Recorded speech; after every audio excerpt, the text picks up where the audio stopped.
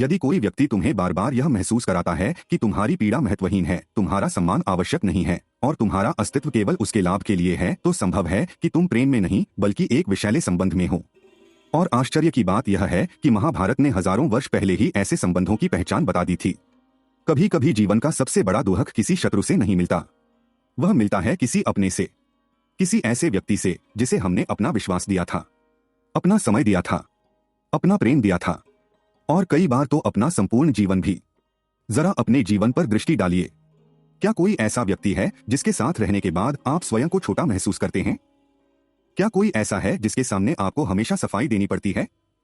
क्या कोई ऐसा है जो आपकी भावनाओं का उपयोग करता है लेकिन उनका सम्मान नहीं करता? क्या कोई ऐसा है जिसकी उपस्थिति से आपको शांति नहीं बल्कि भय, तनाव और असुरक्षा मिलती है? यदि आपका उत्तर हाँ है तो यह कथा आपके लिए है। आज हम आधुनिक मनोविज्ञान की नहीं बल्कि महाभारत की ओर चलेंगे। उस महाभारत की ओर जिसने केवल युद्ध की कथा नहीं कही, उसने मनुष्य के स्वभाव का सबसे गहरा अध्ययन किया। उसने बताया कि कौन मित्र कहलाने योग्य है, कौन संबंध निभाने योग्य है और कौन ऐसा है जिससे दूरी ही कल्याण का मार्ग बन सकती है। महाभारत में अनेक पात्र हैं, कुछ ऐसे जिन्होंने अपने प्रियजनों को ऊपर उठाया और कुछ ऐसे जिन्होंने अपने प्रियजनों को विनाश की ओर धकेला। यदि हम ध्यान से देखें तो विषैले संबंधों के लगभग सभी संकेत हमें महाभारत में मिल जाते हैं और आज हम उन्हीं 5 संकेतों को समझेंगे। संभव है इस कथा के दौरान आपको किसी का चेहरा याद आए, संभव है आपको अपने जीवन की कोई घटना याद आए और यह भी संभव है कि पहली बार आपको समझ आए कि समस्या आप नहीं थे, समस्या वह संबंध था। लेकिन उस सत्य तक पहुंचने से पहले हमें समझना होगा कि विषैला संबंध वास्तव में होता क्या है। बहुत से लोग सोचते हैं कि विषैला संबंध केवल वह होता है जहां गाली गलौज हो, जहां हिंसा हो, जहां खुला अपमान हो, परंतु वास्तविकता इससे कहीं अधिक सूक्ष्म है। कई बार विषाक्तता मुस्कान के पीछे छिपी होती है, कई बार नियंत्रण को प्रेम का नाम दे दिया जाता है, कई बार स्वार्थ को चिंता का रूप दे दिया जाता है और कई बार अपमान को मजाक कहकर टाल दिया जाता है। धीरे धीरे व्यक्ति अपनी पहचान खोने लगता है। उसे लगने लगता है कि शायद गलती उसी की है, शायद वह पर्याप्त अच्छा नहीं है, शायद वह अधिक सोच रहा है, शायद वह अधिक संवेदनशील है। यहीं से आत्मविश्वास टूटना आरंभ होता है और यही विषैले संबंध की सबसे खतरनाक विशेषता है। वह आपको एक ही दिन में नहीं तोड़ता, वह धीरे धीरे आपकी आत्मा को कमजोर करता है। महाभारत में भी एक ऐसा ही संबंध दिखाई देता है। यह संबंध था दुर्योधन और उसके मामा शकुनी का। ध्यान दीजिए, शकुनी कभी दुर्योधन का खुला शत्रु नहीं था, वह उसके सबसे निकट था। वह सलाह देता था, वह साथ बैठता था, वह उसके पक्ष में बोलता था। लेकिन प्रश्न यह है कि क्या वह वास्तव में दुर्योधन का हित चाहता था? यदि चाहता तो क्या वह उसे अधर्म की ओर ले जाता? क्या वह उसके भीतर की ईर्ष्या को बढ़ाता? क्या वह उसके क्रोध को भड़काता? क्या वह उसके अहंकार को पोषित करता? नहीं। यहीं से हमें पहला संकेत मिलता है। पहला संकेत यह है कि जो व्यक्ति तुम्हारी कमजोरियों को सुधारने के बजाय उन्हें बढ़ाता है, वह तुम्हारा हितैषी नहीं है। महाभारत में शकुनी बार बार दुर्योधन की ईर्ष्या को पोषित करता है। जब दुर्योधन इंद्रप्रस्थ की समृद्धि देखकर जलता है, तब शकुनी उसे संयम नहीं सिखाता, वह उस ईर्ष्या को और गहरा करता है। जब दुर्योधन क्रोधित होता है, वह उसे शांत नहीं करता, वह उसके क्रोध को दिशा देता है और परिणाम, एक पूरा वंश विनाश की ओर बढ़ जाता है। अब अपने जीवन की ओर देखिए, क्या कोई ऐसा व्यक्ति है जो आपकी श्रेष्ठता नहीं, आपकी दुर्बलता को बढ़ाता है? जब आप क्रोधित होते हैं, क्या वह आपको शांत करता है या और भड़काता है? जब आप गलत होते हैं, क्या वह आपको सच बताता है या आपकी हर गलती का समर्थन करता है? जब आप दुखी होते हैं, क्या वह समाधान देता है या केवल शिकायतें बढ़ाता है? महाभारत की शिक्षा स्पष्ट है, जो व्यक्ति आपकी आत्मा को ऊपर उठाए वही सच्चा संबंध है। जो व्यक्ति आपके अंधकार को और गहरा करे, वह चाहे कितना ही निकट क्यों न हो, उसके प्रति सावधान रहना चाहिए। लेकिन यह तो केवल पहला संकेत था। दूसरा संकेत उससे भी अधिक खतरनाक है, क्योंकि यह संकेत सीधे आपके सम्मान से जुड़ा हुआ है और महाभारत में इसका सबसे मार्मिक उदाहरण हमें द्रौपदी के जीवन में दिखाई देता है। कल्पना कीजिए उस सभा की जहां धर्म, नीति, शक्ति और प्रतिष्ठा के सबसे बड़े दावेदार उपस्थित हैं और वहीं एक स्त्री का सम्मान दांव पर लगा दिया जाता है। आगे जो हुआ वह केवल द्रौपदी का अपमान नहीं था, वह यह परीक्षा थी कि कौन संबंध के योग्य है और कौन नहीं। और यहीं से हमें विषैले संबंध का दूसरा संकेत मिलेगा। पर उस संकेत को समझने के लिए हमें उस सभा में प्रवेश करना होगा जहां मौन भी अपराध बन गया था। जो व्यक्ति आपकी कमजोरियों को बढ़ाता है, आपकी गलतियों को पोषित करता है और आपको आपके श्रेष्ठ स्वरूप से दूर ले जाता है, वह आपका हितैषी नहीं हो सकता। लेकिन अब हम उस संकेत की ओर बढ़ते हैं जो अनेक लोगों के जीवन में उपस्थित होता है, फिर भी वे उसे पहचान नहीं पाते, क्योंकि यह संकेत प्रेम, परिवार, मित्रता और सामाजिक मर्यादा के आवरण में छिपा रहता है। यह संकेत है जब आपका सम्मान संकट में हो और आपके अपने मौन रह जाएं। महाभारत के सभा पर्व का वह प्रसंग भारतीय चेतना के सबसे पीड़ादायक प्रसंगों में से एक है। द्यूत सभा सज चुकी थी। युधिष्ठिर एक एक करके सब कुछ हार चुके थे, राज्य, धन, भाई, स्वयं को, और अंततः द्रौपदी को भी दांव पर लगा दिया गया। जब द्रौपदी को सभा में लाया गया तब उन्होंने एक प्रश्न पूछा, एक ऐसा प्रश्न जिसका उत्तर उस सभा में उपस्थित किसी भी व्यक्ति के पास नहीं था। उन्होंने पूछा, यदि कोई स्वयं को पहले ही हार चुका हो तो क्या उसे किसी अन्य को दांव पर लगाने का अधिकार है? यह केवल कानूनी प्रश्न नहीं था, यह धर्म का प्रश्न था, न्याय का प्रश्न था, मानव गरिमा का प्रश्न था। लेकिन सबसे भयावह बात क्या थी? सभा में बैठे अधिकांश लोग जानते थे कि अन्याय हो रहा है, फिर भी वे मौन थे। भीष्म मौन थे, द्रोण मौन थे, कृपाचार्य मौन थे, धृतराष्ट्र मौन थे, अनेक महान कहलाने वाले लोग मौन थे। महाभारत हमें एक अत्यंत कठोर सत्य सिखाता है। कई बार विषैला संबंध केवल उस व्यक्ति से नहीं बनता जो आपको चोट पहुंचाता है। कई बार वह उन लोगों से भी बनता है जो आपको बचा सकते थे पर उन्होंने कुछ नहीं किया। अब अपने जीवन को देखिए, क्या कभी ऐसा हुआ है कि किसी ने आपका अपमान किया हो और आपके निकटतम लोग चुप रहे हो? क्या कभी आपकी पीड़ा को देखकर किसी ने कहा हो, छोड़ो, इतनी बड़ी बात नहीं है, तुम ही अधिक सोचते हो, समय के साथ सब ठीक हो जाएगा, घर की बात घर में रहने दो? इन वाक्यों को सुनने वाला व्यक्ति धीरे धीरे स्वयं पर संदेह करने लगता है। उसे लगने लगता है कि शायद उसकी पीड़ा वास्तविक नहीं है। यहीं से आत्मसम्मान टूटना आरंभ होता है। महाभारत की शिक्षा यह नहीं है कि हर संबंध छोड़ दिया जाए। शिक्षा यह है कि जो संबंध आपके सम्मान की रक्षा नहीं कर सकता, उसकी वास्तविकता को पहचानना आवश्यक है। द्रौपदी की सबसे बड़ी शक्ति क्या थी? उन्होंने मौन स्वीकार नहीं किया, उन्होंने प्रश्न उठाया, उन्होंने धर्म को पुकारा, उन्होंने अन्याय को अन्याय कहा। यही दूसरा संकेत है। यदि किसी संबंध में आपका सम्मान बार बार कुचला जाता है और आपकी पीड़ा को महत्व नहीं दिया जाता तो वह संबंध विषाक्त हो चुका है। लेकिन अभी हम और गहराई में जाएंगे, क्योंकि तीसरा संकेत सम्मान से भी अधिक खतरनाक है। यह संकेत आपकी स्वतंत्रता से जुड़ा हुआ है, और इसका सबसे बड़ा उदाहरण हमें धृतराष्ट्र और दुर्योधन के संबंध में दिखाई देता है। बहुत से लोग धृतराष्ट्र को प्रेम करने वाला पिता मानते हैं, और यह सत्य भी है। वे अपने पुत्र से अत्यंत प्रेम करते थे। लेकिन महाभारत एक महत्वपूर्ण प्रश्न पूछता है, क्या हर प्रेम कल्याणकारी होता है? धृतराष्ट्र अपने पुत्र को रोक सकते थे, वे अनेक अवसरों पर उसे समझा सकते थे, वे अन्याय के विरुद्ध खड़े हो सकते थे, लेकिन उनका मोह इतना गहरा था कि उन्होंने अपने पुत्र की हर इच्छा को स्वीकार करना आरंभ कर दिया। धीरे धीरे यह प्रेम नहीं रहा, यह मोह बन गया, और मोह का स्वभाव है, वह सत्य को देखने नहीं देता। महाभारत में बार बार विदुर धृतराष्ट्र को चेतावनी देते हैं। विदुर नीति में अनेक स्थानों पर यह शिक्षा मिलती है कि जो व्यक्ति केवल प्रिय वचन सुनना चाहता है और सत्य से दूर भागता है, वह अंततः विनाश को आमंत्रित करता है। विदुर धृतराष्ट्र से कहते हैं कि अधर्म का समर्थन मत कीजिए, लेकिन धृतराष्ट्र अपने मोह से बाहर नहीं निकलते। परिणाम, न केवल दुर्योधन का पतन होता है, पूरा कुरुवंश विनष्ट हो जाता है।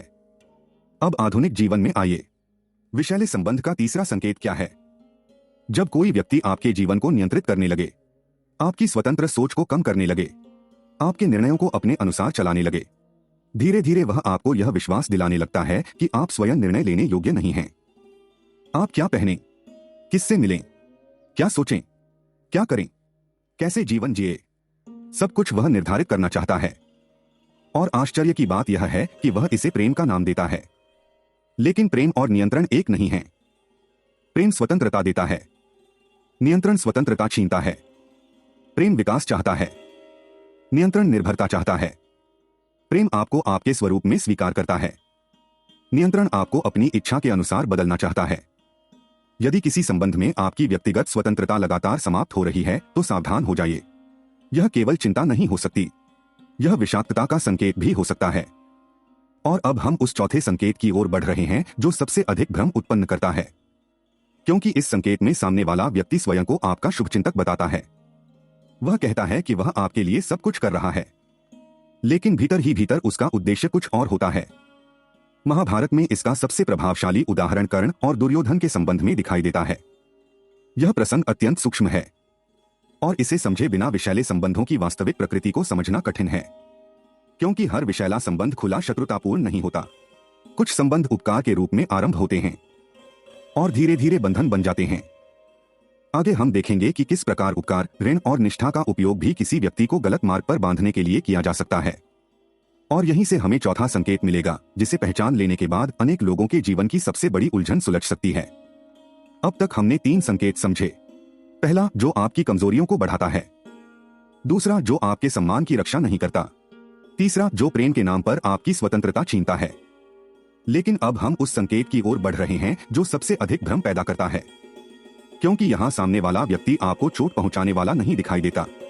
वह आपका उपकारी दिखाई देता है, वह आपका सहायक दिखाई देता है, वह व्यक्ति दिखाई देता है जिसने कठिन समय में आपका साथ दिया था। और यही कारण है कि अनेक लोग वर्षों तक ऐसे संबंधों से बाहर नहीं निकल पाते। महाभारत में कर्ण और दुर्योधन का संबंध अत्यंत जटिल है। कर्ण एक महान योद्धा था, अद्भुत प्रतिभा का स्वामी, अत्यंत उदार, अत्यंत साहसी, लेकिन उसके जीवन में एक गहरी पीड़ा थी।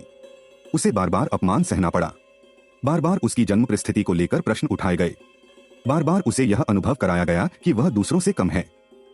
ऐसे समय में दुर्योधन उसके जीवन में आया। दुर्योधन ने उसे सम्मान दिया, उसे अंगदेश का राजा बनाया, उसे वह प्रतिष्ठा दी जिसकी उसे लंबे समय से प्रतीक्षा थी। स्वाभाविक था कि कर्ण उसके प्रति कृतज्ञ हो, और कर्ण ने जीवन भर वह कृतज्ञता निभाई भी। लेकिन महाभारत हमें यहाँ एक अत्यंत सूक्ष्म शिक्षा देता है।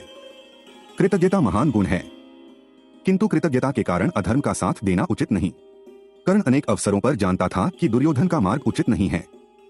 वह जानता था कि द्रौपदी के साथ अन्याय हुआ, वह जानता था कि ईर्ष्या और द्वेष विनाश की ओर ले जा रहे हैं। फिर भी वह दुर्योधन के साथ खड़ा रहा। क्यों? क्योंकि उसके भीतर उपकार का ऋण था।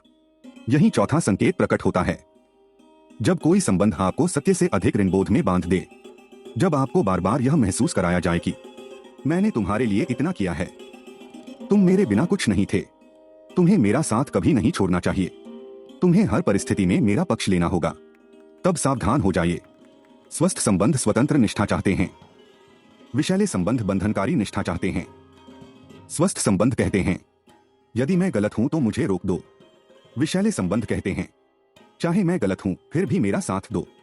यह अंतर बहुत छोटा दिखाई देता है, लेकिन जीवन बदल देता है। महाभारत में कर्ण का चरित्र हमें यह नहीं सिखाता कि कृतज्ञता गलत है, वह यह सिखाता है कि कृतज्ञता धर्म से ऊपर नहीं हो सकती। यदि कोई संबंध आपको सत्य, न्याय और आत्मसम्मान के विरुद्ध खड़ा कर रहा है, तो वह संबंध स्वस्थ नहीं है। अब एक क्षण के लिए रुकिए। अपने जीवन में ऐसे लोगों के बारे में सोचिए जिनके प्रति आप केवल इसलिए बंधे हुए हैं क्योंकि कभी उन्होंने आपकी सहायता की थी। क्या आज भी वह संबंध आपके विकास में सहायक है, या केवल अपराधबोध के कारण बना हुआ है? यदि उत्तर दूसरा है, तो संभव है कि आप चौथे संकेत का सामना कर रहे हों। लेकिन अब हम 5वें और अंतिम संकेत की ओर बढ़ते हैं। यह संकेत सबसे निर्णायक है, क्योंकि यह किसी संबंध की अंतिम परीक्षा है, और इसका सबसे बड़ा उदाहरण हमें विदुर और धृतराष्ट्र के संवादों में दिखाई देता है। महाभारत के उद्योग पर्व में विदुर बार बार धृतराष्ट्र को सत्य बताते हैं, वे उन्हें चेतावनी देते हैं, वे उन्हें धर्म का मार्ग बताते हैं, वे उन्हें आने वाले विनाश की झलक दिखाते हैं। लेकिन धृतराष्ट्र क्या करते हैं? वे सुनते हैं, समझते भी हैं, फिर भी परिवर्तन नहीं करते। यही विदुर नीति की एक गहन शिक्षा सामने आती है। जो व्यक्ति बार बार सत्य को अस्वीकार करता है, वह स्वयं अपने पतन का मार्ग बनाता है। और यही 5वां संकेत है। जब कोई संबंध आपको लगातार बदलने के लिए मजबूर करता है, लेकिन स्वयं कभी बदलने को तैयार नहीं होता। ध्यान दीजिए, हर संबंध में मतभेद होते हैं, हर संबंध में कठिनाइयां होती हैं, हर संबंध में सुधार की आवश्यकता होती है। लेकिन स्वस्थ संबंध में दोनों पक्ष प्रयास करते हैं, दोनों सीखते हैं, दोनों बदलते हैं, दोनों अपनी भूल स्वीकार करते हैं। विषैले संबंध में क्या होता है? एक व्यक्ति हमेशा प्रयास करता है, दूसरा हमेशा अधिकार जताता है। एक व्यक्ति हमेशा समझौता करता है, दूसरा हमेशा अपेक्षा करता है। एक व्यक्ति बार बार टूटता है, दूसरा कभी स्वयं को देखने का प्रयास नहीं करता। यदि वर्षों बीत जाए और स्थिति वही बनी रहे, तो यह केवल समस्या नहीं है, यह एक संकेत है। महाभारत हमें सिखाता है कि परिवर्तन की इच्छा के बिना कोई भी संबंध स्वस्थ नहीं हो सकता। अब 5 संकेत हमारे सामने हैं। पहला, आपकी कमजोरियों को बढ़ाना। दूसरा, आपके सम्मान की उपेक्षा। तीसरा, आपकी स्वतंत्रता पर नियंत्रण। चौथा, ऋणबोध और बंधन के माध्यम से आपको बांधना। पांचवा, स्वयं कभी न बदलना, केवल आपसे परिवर्तन की अपेक्षा करना। अब प्रश्न यह है, यदि ये संकेत आपके जीवन में उपस्थित हैं तो क्या करें? क्या हर संबंध छोड़ देना चाहिए? क्या हर कठिन व्यक्ति से दूर हो जाना चाहिए? महाभारत ऐसा नहीं कहता। महाभारत का दृष्टिकोण अधिक गहरा है। महाभारत पहले विवेक सिखाता है, पहचान सिखाता है, सीमा सिखाता है और उसके बाद निर्णय की बात करता है। सबसे पहले सत्य को स्वीकार कीजिए। जब तक आप समस्या को पहचानेंगे नहीं, तब तक समाधान आरंभ नहीं होगा। दूसरा कदम है आत्मसम्मान को पुनः स्थापित करना। द्रौपदी ने स्वयं को दोषी नहीं माना। उन्होंने प्रश्न उठाया, आप भी अपनी पीड़ा को महत्व दीजिए। तीसरा कदम है सीमाएं निर्धारित करना। हर व्यक्ति को आपके जीवन तक असीमित पहुंच का अधिकार नहीं है। यह शिक्षा महाभारत के अनेक प्रसंगों में दिखाई देती है। धर्म करुणा सिखाता है, लेकिन धर्म मूर्खता नहीं सिखाता। चौथा कदम है सत्य बोलना, विदुर की तरह, शांत होकर, स्पष्ट होकर, बिना घृणा के, लेकिन बिना भय के। पांचवा कदम है यदि बार बार प्रयास के बाद भी स्थिति नहीं बदलती तो दूरी बनाने का साहस रखना। महाभारत में स्वयं भगवान श्री कृष्ण ने अनेक अवसरों पर शांति का प्रयास किया, लेकिन जब अधर्म ने परिवर्तन से इनकार कर दिया तब उन्होंने सत्य का साथ छोड़ा नहीं। यही सबसे बड़ी शिक्षा है। आपका धर्म किसी संबंध को हर कीमत पर बचाना नहीं है। आपका धर्म सत्य, सम्मान और कल्याण की रक्षा करना है। और यदि कोई संबंध इन तीनों को नष्ट कर रहा है तो उससे दूरी बनाना घृणा नहीं है, वह आत्मरक्षा है, वह आत्मसम्मान है, वह धर्म है। अब कल्पना कीजिए, वर्षों से जो बोझ आप ढो रहे थे वह धीरे धीरे उतर रहा है। वर्षों से जो अपराध बोध आपको बांधे हुए था वह समाप्त हो रहा है। वर्षों से जो आवाज आपको कहती थी कि सब आपकी गलती है वह शांत हो रही है और उसकी जगह एक नई आवाज जन्म ले रही है। वह कह रही है, तुम सम्मान के योग्य हो, तुम शांति के योग्य हो, तुम स्वस्थ संबंधों के योग्य हो। तुम्हारा जीवन केवल सहने के लिए नहीं बना, तुम्हारा जीवन खिलने के लिए बना है। और यही महाभारत का संदेश है। धर्म केवल युद्धभूमि में नहीं जिया जाता, धर्म उन निर्णयों में भी जिया जाता है जहां हम स्वयं का सम्मान करना सीखते हैं, जहां हम सत्य को स्वीकारते हैं, जहां हम भय के स्थान पर विवेक को चुनते हैं और जहां हम ऐसे संबंधों को स्थान देते हैं जो हमारी आत्मा को ऊपर उठाए, नीचे न गिराए। और अब इस कथा के अंतिम पड़ाव पर पहुंचकर मैं आपसे एक प्रश्न पूछना चाहता हूं। जब महाभारत का युद्ध समाप्त हुआ होगा, जब कुरुक्षेत्र की धूल बैठ गई होगी, जब लाखों योद्धाओं की गर्जना मौन में बदल गई होगी, तब क्या बचा होगा? राज्य, सत्ता, अहंकार, विजय का उत्साह? नहीं। महाभारत बार बार हमें एक ही सत्य की ओर ले जाती है। अंततः मनुष्य के साथ उसका चरित्र रहता है, उसके निर्णय रहते हैं, उसके द्वारा चुने गए संबंध रहते हैं। और यही कारण है कि विषैले संबंध केवल वर्तमान का दुख नहीं बनते, वे भविष्य का भाग्य भी बन जाते हैं। एक गलत संबंध वर्षों का आत्मविश्वास छीन सकता है। एक गलत संबंध आपको अपने ही मूल्य पर संदेह करना सिखा सकता है। एक गलत संबंध आपकी हंसी, आपकी शांति, आपकी प्रतिभा और आपके सपनों को धीरे धीरे समाप्त कर सकता है।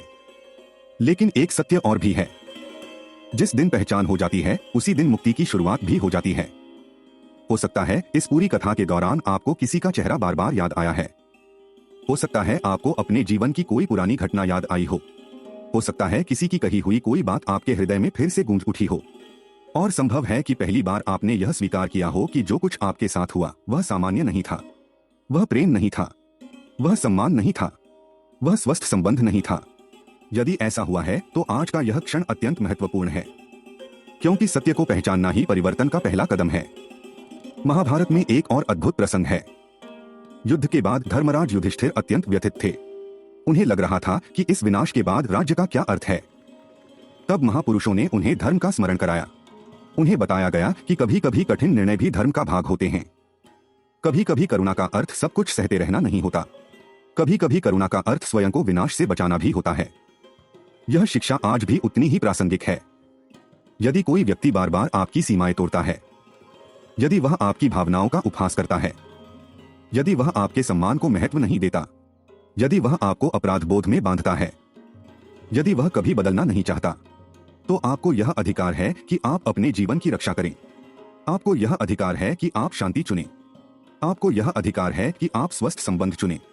और सबसे महत्वपूर्ण, आपको यह अधिकार है कि आप स्वयं को चुनें। बहुत से लोग यह सुनकर असहज हो जाते हैं। क्योंकि उन्हें बचपन से सिखाया गया है कि सहना ही सद्गुण है। लेकिन महाभारत सहनशीलता और आत्मविनाश को एक नहीं मानती। धर्म का अर्थ अन्याय को स्वीकार करना नहीं है।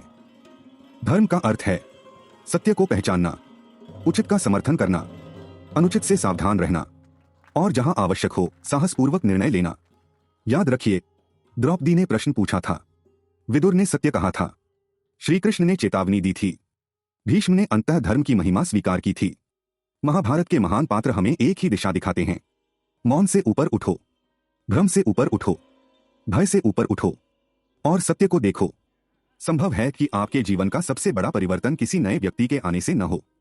संभव है कि वह उस क्षण से आरंभ हो जब आप यह निर्णय लें कि अब किसी को अपने आत्मसम्मान पर अधिकार नहीं देंगे, क्योंकि जिस दिन मनुष्य स्वयं का सम्मान करना सीख लेता है, उस दिन संसार का कोई भी विषैला संबंध उसे लंबे समय तक बांध नहीं सकता।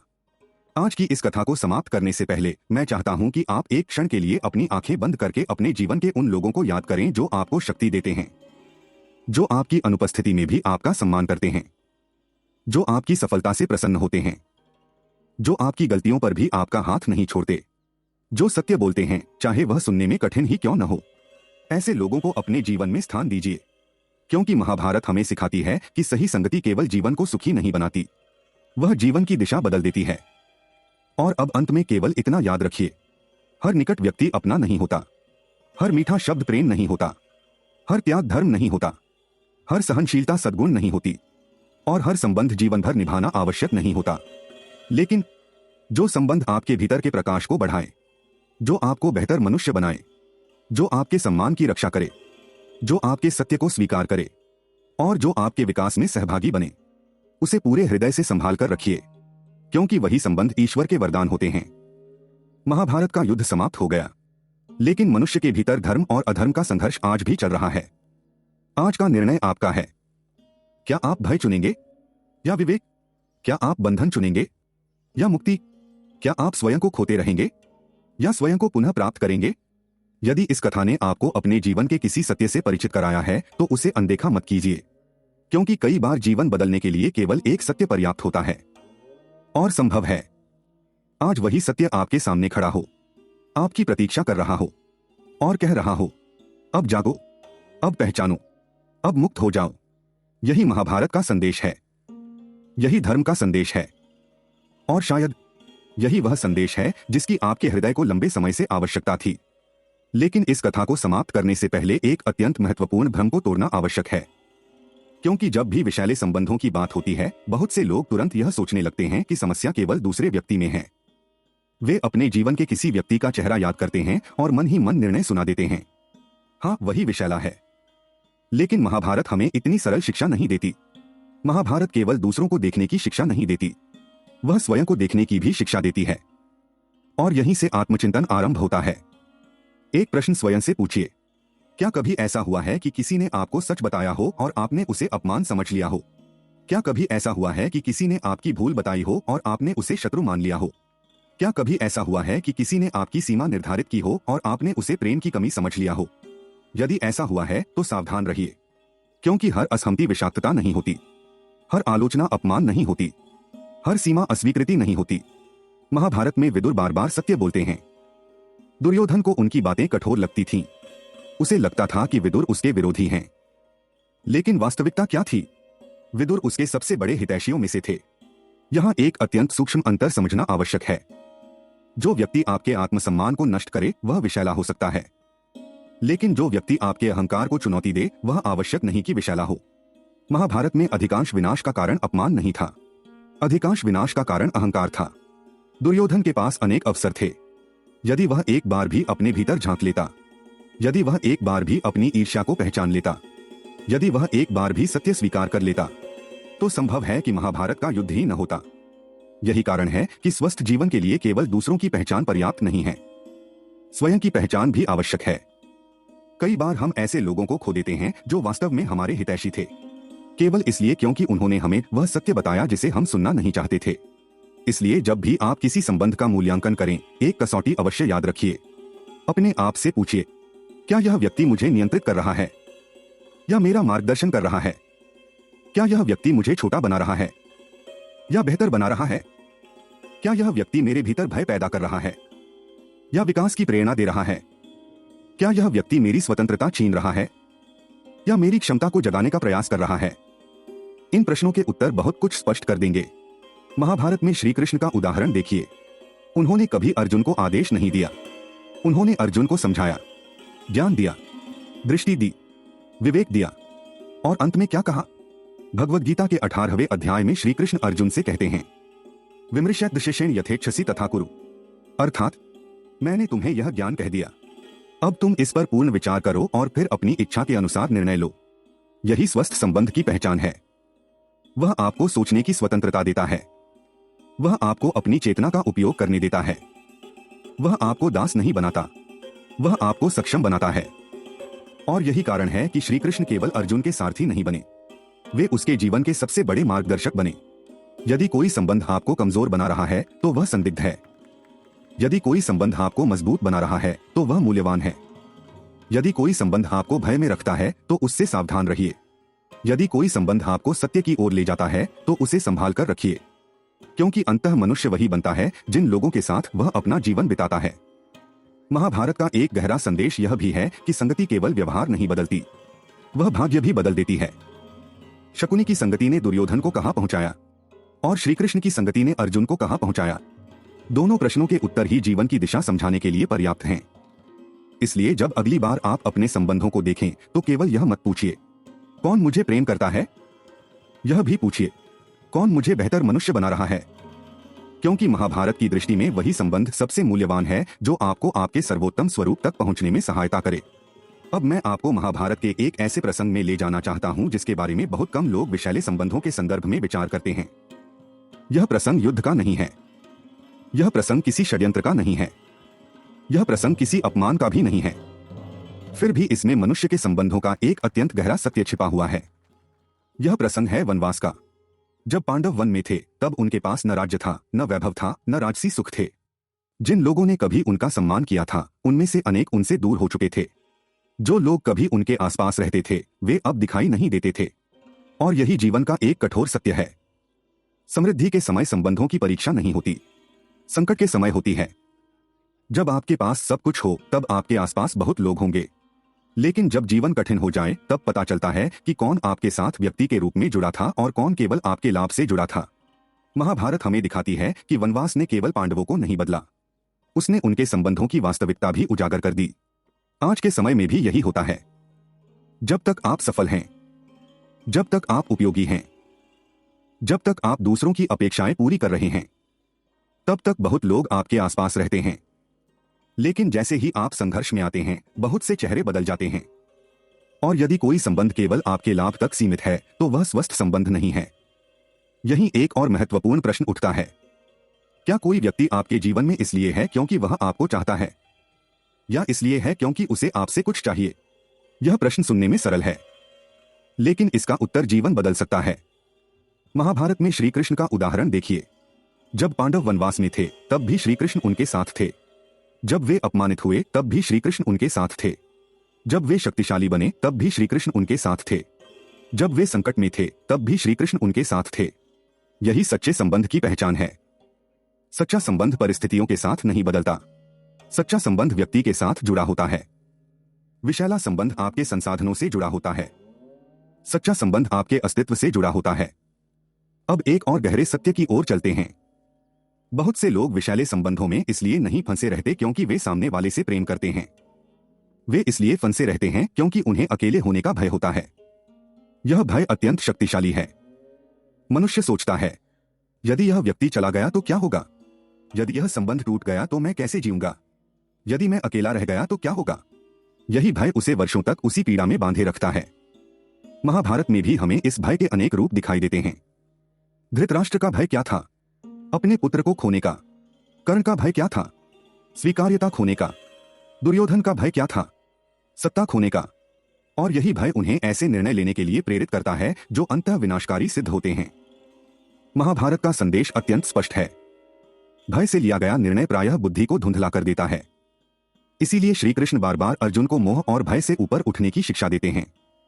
ध्यान दीजिए, जब अर्जुन युद्धभूमि में खड़े थे तब उनकी सबसे बड़ी समस्या युद्ध नहीं थी, उनकी सबसे बड़ी समस्या भ्रम था। वे स्पष्ट नहीं देख पा रहे थे, और यही विषैले संबंधों में भी होता है। व्यक्ति वास्तविकता नहीं देख पाता, वह स्मृतियों को देखता है, वह आशाओं को देखता है, वह कल्पनाओं को देखता है, लेकिन वर्तमान को नहीं देखता। वह बार बार सोचता है, शायद वह बदल जाएगा, शायद एक दिन सब ठीक हो जाएगा, शायद मैं थोड़ा और प्रयास करूं तो स्थिति सुधर जाएगी। और कभी कभी यह सत्य भी हो सकता है। लेकिन एक प्रश्न आवश्यक है, क्या सामने वाला भी प्रयास कर रहा है? यदि केवल आप ही संघर्ष कर रहे हैं, केवल आप ही समझौता कर रहे हैं, केवल आप ही बदल रहे हैं, तो यह आशा नहीं, आत्मभ्रम भी हो सकता है। महाभारत हमें यथार्थ देखने की शिक्षा देती है, कल्पना नहीं, मोह नहीं, यथार्थ। और यथार्थ कभी कभी कठिन होता है, लेकिन वही मुक्ति का द्वार भी होता है। अब एक क्षण के लिए अपने जीवन की ओर लौटिए। उन संबंधों के बारे में सोचिए जिन्होंने आपको थका दिया है। क्या आप वहां प्रेम के कारण हैं या भय के कारण? क्या आप वहां सम्मान के कारण हैं या आदत के कारण? क्या आप वहां विकास के कारण हैं या केवल अकेलेपन के डर से? इन प्रश्नों का उत्तर कोई और नहीं दे सकता। यह उत्तर आपको स्वयं देना होगा। और संभव है कि यही उत्तर आपके जीवन के अगले अध्याय का आरंभ बन जाए। महाभारत का एक अत्यंत सुंदर संदेश यह है कि मनुष्य का मूल्य किसी संबंध से निर्धारित नहीं होता। मनुष्य का मूल्य उसके भीतर स्थित आत्मस्वरूप से निर्धारित होता है। यदि कोई संबंध आपको बार बार यह महसूस कराता है कि आप पर्याप्त नहीं हैं, तो समस्या संभव है आप नहीं हैं। समस्या वह दृष्टि है जिससे आपको देखा जा रहा है। क्योंकि धर्म की दृष्टि में प्रत्येक मनुष्य सम्मान के योग्य है, प्रत्येक मनुष्य गरिमा के योग्य है, प्रत्येक मनुष्य सत्यपूर्ण संबंधों के योग्य है। और यही कारण है कि विषैले संबंध से मुक्ति केवल किसी व्यक्ति से दूरी बनाना नहीं है, वह स्वयं के मूल्य को पुनः पहचानना भी है। वह यह स्मरण करना है कि आपका अस्तित्व किसी की स्वीकृति पर निर्भर नहीं है, आपका सम्मान किसी की मनोच्छा पर निर्भर नहीं है, आपका मूल्य किसी की प्रशंसा या आलोचना से निर्धारित नहीं होता। और जिस दिन यह सत्य भीतर उतर जाता है, उसी दिन विषैले संबंधों की जंजीरें कमजोर पड़ने लगती हैं। क्योंकि तब व्यक्ति पहली बार समझता है, मैं केवल किसी का साधन नहीं हूं, मैं केवल किसी की अपेक्षाओं को पूरा करने के लिए नहीं बना हूं, मैं भी सम्मान, शांति और सत्यपूर्ण जीवन का अधिकारी हूं। और यही समझ मुक्ति की शुरुआत है। यही समझ आत्मसम्मान की पुनर्स्थापना है। और यही समझ महाभारत की उस गहरी शिक्षा का जीवंत रूप है जो हमें बार बार याद दिलाती है, धर्म का आरंभ बाहर से नहीं, भीतर से होता है। अब हम महाभारत के एक ऐसे प्रसंग की ओर चलते हैं जो विषैले संबंधों की जड़ को समझने में अत्यंत सहायता करता है। अक्सर लोग सोचते हैं कि विषाक्त संबंधों की शुरुआत दूसरे व्यक्ति के व्यवहार से होती है, लेकिन महाभारत एक और गहरा सत्य बताती है। कई बार विषैले संबंधों की शुरुआत हमारे भीतर की अधूरी आवश्यकताओं से होती है। जब मनुष्य भीतर से असुरक्षित होता है, जब उसे स्वीकृति की तीव्र भूख होती है, जब उसे लगातार मान्यता चाहिए होती है, जब वह अपने मूल्य को स्वयं नहीं पहचानता, तब वह उन लोगों के प्रभाव में अधिक आसानी से आ जाता है जो उसे थोड़ी सी प्रशंसा देकर नियंत्रित करना जानते हैं। महाभारत में इसका एक अत्यंत महत्वपूर्ण उदाहरण कर्ण के जीवन में दिखाई देता है। कर्ण असाधारण था, उसकी प्रतिभा पर कोई प्रश्न नहीं था, उसका पराक्रम अद्वितीय था, उसकी उदारता की चर्चा संपूर्ण आर्यावर्त में थी। फिर भी उसके भीतर एक घाव था, स्वीकृति का घाव। वह जीवन भर यह सिद्ध करना चाहता रहा कि वह किसी से कम नहीं है। और यही वह स्थान था जहां उसके जीवन के अनेक निर्णय प्रभावित हुए। यहां हमें कर्ण की आलोचना नहीं करनी चाहिए, बल्कि उसके माध्यम से स्वयं को समझना चाहिए। क्योंकि हम सबके भीतर कहीं न कोई अधूरापन होता है। कोई सम्मान चाहता है, कोई प्रेम चाहता है, कोई सुरक्षा चाहता है, कोई प्रशंसा चाहता है। और जब कोई व्यक्ति हमारी उसी आवश्यकता को पहचान लेता है, तब वह हमारे ऊपर प्रभाव स्थापित कर सकता है। यही सावधानी आवश्यक है। यदि कोई व्यक्ति आपको केवल तब महत्व देता है जब आप उसकी अपेक्षाएं पूरी करते हैं, तो वह सम्मान नहीं है। यदि कोई व्यक्ति आपको केवल तब स्वीकार करता है जब आप उसकी इच्छा के अनुसार व्यवहार करते हैं, तो वह प्रेम नहीं है। यदि कोई व्यक्ति आपको केवल तब अच्छा मानता है जब आप उससे सहमत रहते हैं, तो वह संबंध स्वस्थ नहीं है। महाभारत में श्री कृष्ण का व्यवहार देखिए। उन्होंने अर्जुन से हर समय सहमति नहीं जताई। उन्होंने उसकी शंकाओं को चुनौती दी, उसकी भ्रांतियों को तोड़ा, उसके भ्रम दूर किए, लेकिन उन्होंने कभी उसकी गरिमा को चोट नहीं पहुंचाई। यही स्वस्थ संबंध की एक और पहचान है। वह आपके विचारों से असहमत हो सकता है, लेकिन वह आपके मूल्य को नष्ट नहीं करता। वह आपके निर्णयों की समीक्षा कर सकता है, लेकिन वह आपकी गरिमा नहीं छीनता। वह आपको सुधार सकता है, लेकिन आपको अपमानित नहीं करता। आज के समय में बहुत से लोग इन दोनों बातों को मिलाकर देख लेते हैं। उन्हें लगता है कि जो व्यक्ति उनकी हर बात माने वही उनसे प्रेम करता है। लेकिन महाभारत ऐसा नहीं कहती। महाभारत कहती है कि सच्चा संबंध वह है जो आपको सत्य के निकट ले जाए, भले ही वह सत्य सुनना कठिन क्यों न हो। अब एक और महत्वपूर्ण बात समझिए। विषैले संबंधों की सबसे बड़ी शक्ति क्या होती है? भ्रम। और स्वस्थ संबंधों की सबसे बड़ी शक्ति क्या होती है? स्पष्टता। विषैला व्यक्ति आपको भ्रमित रखता है। कभी अत्यधिक स्नेह, कभी अत्यधिक दूरी, कभी प्रशंसा, कभी अपमान, कभी निकटता, कभी उपेक्षा। इस प्रकार व्यक्ति समझ ही नहीं पाता कि वास्तविकता क्या है। वह लगातार मानसिक थकान का अनुभव करता है। उसे लगता है कि यदि वह थोड़ा और प्रयास करेगा तो सब ठीक हो जाएगा, लेकिन स्थिति बदलती नहीं। महाभारत में शकुनी इसी प्रकार का पात्र है। वह कभी भी अपने वास्तविक उद्देश्य को स्पष्ट रूप से सामने नहीं रखता। वह योजनाएं बनाता है, वह संकेत देता है, वह परिस्थितियां निर्मित करता है और धीरे धीरे लोगों को उस दिशा में ले जाता है जहां वह उन्हें देखना चाहता है। यही कारण है कि विदुर जैसे पात्र बार बार विवेक पर बल देते हैं, क्योंकि विवेक भ्रम का प्रतिरोध है। जब मनुष्य स्पष्ट देखना सीख जाता है तब नियंत्रण कठिन हो जाता है। इसीलिए यदि आप किसी संबंध का मूल्यांकन करना चाहते हैं तो स्वयं से एक सरल प्रश्न पूछिए। क्या इस संबंध में मुझे अधिक स्पष्टता मिलती है या अधिक भ्रम? क्या इस संबंध के कारण मेरा मन शांत होता है या अधिक उलझ जाता है? क्या मैं इस व्यक्ति के साथ स्वयं जैसा रह सकता हूं या मुझे लगातार अभिनय करना पड़ता है? क्या मैं अपनी भावनाएं व्यक्त कर सकता हूं या मुझे हर समय डर लगा रहता है? ये प्रश्न किसी भी संबंध की गुणवत्ता को समझने में सहायता कर सकते हैं। महाभारत हमें सिखाती है कि धर्म का मार्ग हमेशा सरल नहीं होता, लेकिन वह स्पष्ट होता है। अधर्म का मार्ग कई बार आकर्षक होता है, लेकिन वह भ्रम से भरा होता है। और यही बात संबंधों पर भी लागू होती है।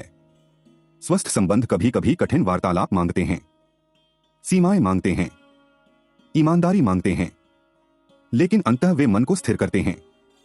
विषैले संबंध कई बार आरंभ में अत्यंत आकर्षक लगते हैं। वे हमें वही सुनाते हैं जो हम सुनना चाहते हैं। वे हमें वही दिखाते हैं जो हम देखना चाहते हैं, लेकिन धीरे धीरे वे हमारी शांति छीन लेते हैं। इसलिए यदि आप आज अपने जीवन के किसी संबंध को लेकर उलझन में हैं, तो केवल यह मत देखिए कि वह व्यक्ति आपके लिए क्या कहता है। यह भी देखिए कि उसके साथ रहते हुए आप क्या बन रहे हैं। क्या आप अधिक शांत हो रहे हैं?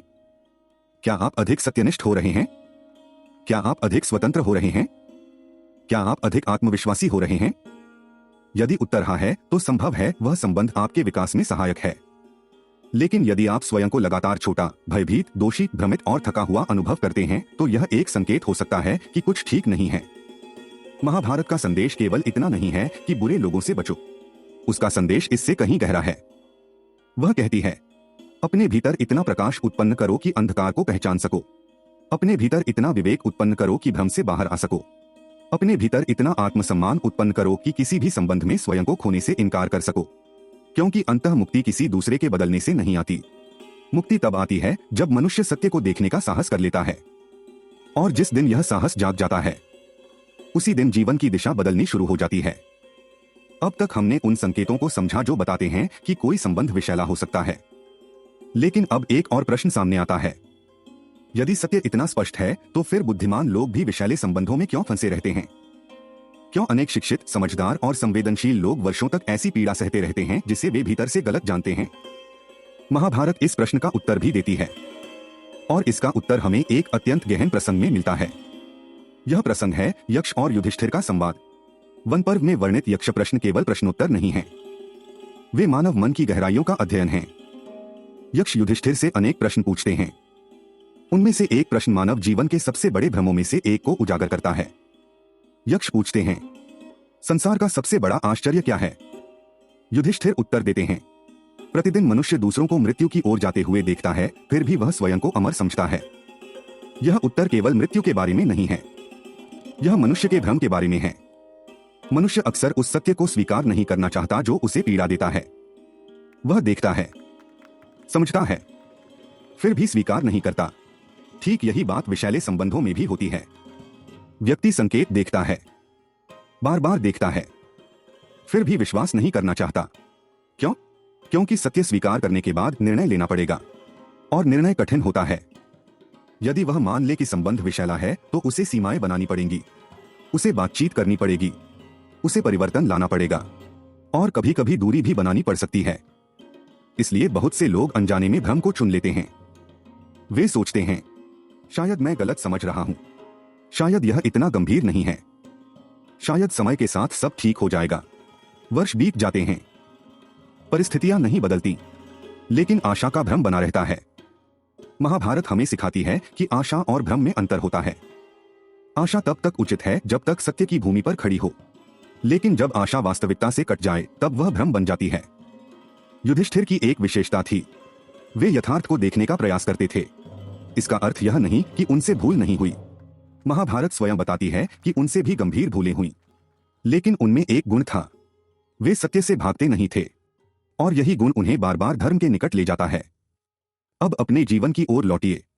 क्या कोई ऐसा संबंध है जिसके बारे में आपका मन वर्षों से एक ही बात कह रहा है, लेकिन आप उसे सुन नहीं रहे? क्या कोई ऐसा व्यवहार है जिसे आप बार बार उचित ठहराते रहे हैं? क्या कोई ऐसी पीड़ा है जिसे आप बार बार छोटा साबित करने का प्रयास करते रहे हैं? यदि हाँ, तो संभव है कि आपके भीतर का विवेक बहुत पहले उत्तर दे चुका हो। समस्या उत्तर की कमी नहीं है, समस्या उसे स्वीकार करने के साहस की कमी है। महाभारत में विदुर बार बार एक बात स्पष्ट करते हैं। विदुर नीति में अनेक स्थानों पर यह शिक्षा मिलती है कि बुद्धिमान व्यक्ति वह नहीं जो केवल ज्ञान रखता हो, बुद्धिमान वह है जो समय आने पर उचित निर्णय ले सके। ज्ञान होना पर्याप्त नहीं है, उस ज्ञान पर चलने का साहस भी चाहिए। और यही वह स्थान है जहां अधिकांश लोग संघर्ष करते हैं। वे जानते हैं कि उन्हें क्या करना चाहिए, लेकिन वे करते नहीं, क्योंकि भय बीच में खड़ा होता है। भय कि लोग क्या कहेंगे, भय कि यदि संबंध टूट गया तो क्या होगा, भय कि यदि मैं अकेला रह गया तो क्या होगा, भय कि यदि सामने वाला नाराज हो गया तो क्या होगा। ध्यान दीजिए, महाभारत के लगभग सभी प्रमुख पात्र किसी न किसी भय से संघर्ष कर रहे थे। धृतराष्ट्र का भय, कर्ण का भय, दुर्योधन का भय, यहां तक कि अर्जुन का भी भय। लेकिन अंतर यह था कि कुछ लोग भय के अनुसार जीते रहे और कुछ लोगों ने भय के बावजूद धर्म का चयन किया। यही जीवन का वास्तविक साहस है। साहस का अर्थ भय का अभाव नहीं है, साहस का अर्थ है भय उपस्थित होने पर भी सत्य के अनुसार चलना। यदि कोई व्यक्ति यह सोचता है कि पहले भय समाप्त होगा और फिर वह सही निर्णय लेगा, तो वह शायद कभी निर्णय नहीं ले पाएगा, क्योंकि जीवन में भय पूरी तरह समाप्त नहीं होता, लेकिन विवेक भय से बड़ा हो सकता है। और यही महाभारत की शिक्षा है। अब एक और अत्यंत महत्वपूर्ण बात, कई लोग यह मान लेते हैं कि विषैले संबंध से मुक्ति का अर्थ क्रोध है। वे सोचते हैं कि यदि उन्हें किसी से दूरी बनानी है तो उन्हें उससे घृणा भी करनी होगी, लेकिन महाभारत ऐसा नहीं सिखाती। श्री कृष्ण ने अधर्म का विरोध किया, लेकिन वे घृणा से संचालित नहीं थे। उन्होंने स्पष्टता से कार्य किया, धर्म से कार्य किया, विवेक से कार्य किया। यही स्वस्थ मुक्ति है। किसी व्यक्ति से दूरी बनाना और उससे घृणा करना एक ही बात नहीं है। आप किसी को क्षमा कर सकते हैं और फिर भी उसके व्यवहार को स्वीकार न करने का निर्णय ले सकते हैं। आप किसी के प्रति द्वेष न रखें और फिर भी अपने जीवन की रक्षा कर सकते हैं। यह संतुलन समझना आवश्यक है, क्योंकि बहुत से लोग दो चरम सीमाओं में फंस जाते हैं। या तो वे सब कुछ सहते रहते हैं या फिर वे क्रोध में भर जाते हैं। महाभारत दोनों से ऊपर उठने की शिक्षा देती है। वह कहती है, सत्य देखो, विवेक से निर्णय लो और फिर उस निर्णय पर स्थिर रहो। न मोह में डूबो, न घृणा में। यही धर्म का मार्ग है और यही वह मार्ग है जो अंततः मनुष्य को भीतर से मुक्त करता है, क्योंकि वास्तविक मुक्ति तब नहीं आती जब दूसरा व्यक्ति बदलता है।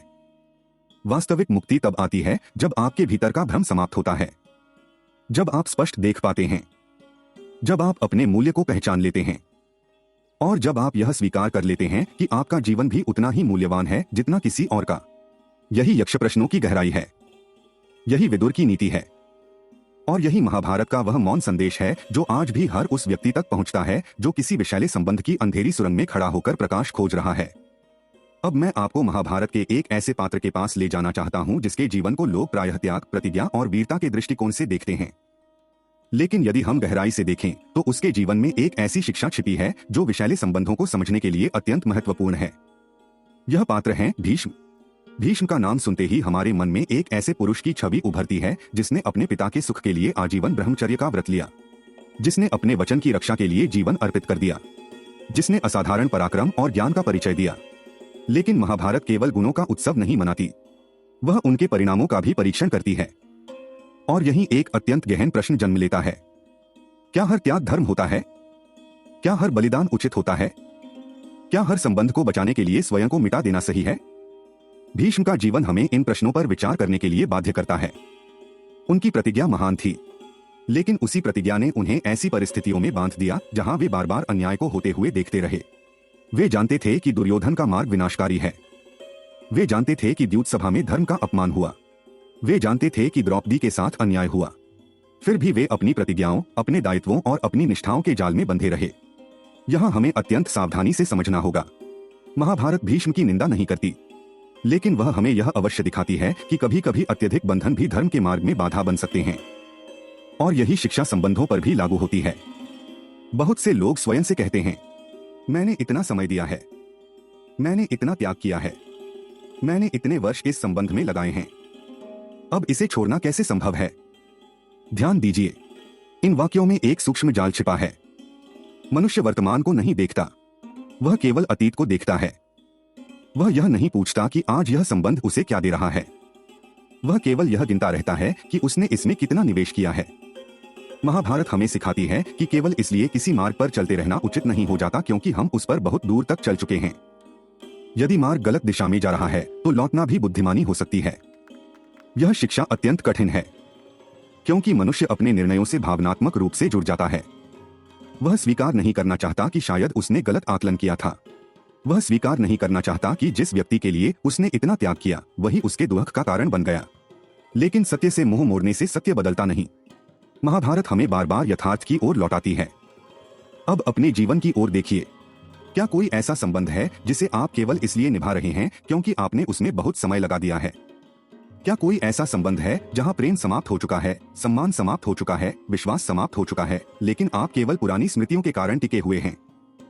यदि ऐसा है तो यह विचार करने योग्य है, क्योंकि कभी कभी मनुष्य संबंध से नहीं, उसकी कल्पना से जुड़ा होता है। वह उस व्यक्ति से नहीं जुड़ा होता जो आज सामने है। वह उस व्यक्ति की स्मृति से जुड़ा होता है जो कभी था। यही कारण है कि विषैले संबंधों से बाहर निकलना कठिन होता है। आप वर्तमान से नहीं लड़ रहे होते, आप अपने अतीत से लड़ रहे होते हैं। आप अपनी आशाओं से लड़ रहे होते हैं, आप अपनी कल्पनाओं से लड़ रहे होते हैं। और यही संघर्ष सबसे अधिक थका देने वाला होता है। महाभारत का एक और गहरा संदेश यहां समझना आवश्यक है। धर्म केवल दूसरों के प्रति कर्तव्य नहीं है, धर्म स्वयं के प्रति भी कर्तव्य है। यदि कोई व्यक्ति अपने जीवन की शांति, स्वास्थ्य, सम्मान और मानसिक संतुलन को नष्ट कर रहा है तो क्या उसे अनंतकाल तक सहते रहना धर्म कहलाएगा? महाभारत इस प्रश्न का सरल उत्तर नहीं देती, लेकिन उसके पात्रों का जीवन हमें सोचने पर विवश करता है। और यही उसकी महानता है। वह आदेश नहीं देती, वह चेतना जगाती है। अब कल्पना कीजिए कि आपके हाथ में एक दीपक है। वर्षों से आप अंधेरे कमरे में खड़े थे। आप वस्तुओं को अनुमान से पहचान रहे थे, आप लोगों को कल्पना से समझ रहे थे, आप संबंधों को आशा से देख रहे थे। लेकिन अब प्रकाश जल चुका है। और प्रकाश का स्वभाव है कि वह केवल सुंदरता नहीं दिखाता, वह वास्तविकता भी दिखाता है। कुछ लोग इस प्रकाश से प्रसन्न होंगे, कुछ लोग असहज होंगे, कुछ लोग शायद आपसे दूर भी हो जाएं। लेकिन याद रखिए, जो संबंध केवल आपके अज्ञान में जीवित रह सकते हैं वे आपके ज्ञान के योग्य नहीं हैं। जो संबंध केवल आपकी कमजोरी पर टिके हैं वे आपकी शक्ति को सहन नहीं कर पाएंगे। और जो संबंध केवल आपके त्याग पर टिके हैं वे आपके आत्मसम्मान से भयभीत होंगे। इसीलिए महाभारत का मार्ग कठिन होते हुए भी मुक्तिदायक है।